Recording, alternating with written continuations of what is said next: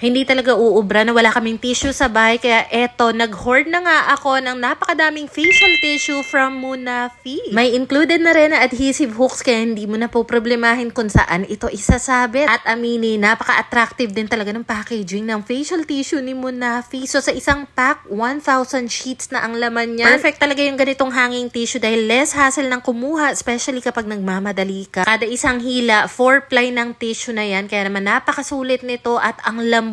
Gamit na gamit din talaga yung ganitong klaseng tissue dito sa bahay, lalo na sa CR, after magwiwi, magwash, punas ng tissue, and then after maghilamos, tissue na lang din ang ginagamit ko pampatuyo ng face. Wala ka talaga mararamdaman na kahit anong gaspang kapag ginamit mo ito sa mukha, and wala rin siyang strong chemical scent. Naglagay din ako ng tissue dito sa may kusina namin dahil panigurado magagamit to ng husto, lalo na kapag kumakain. Pwede ko rin siya magamit pampunas dito sa lamesa at upuan. Sobrang worth it nitong i-hoard. I-check out mo na rin to sa Yellow Basket.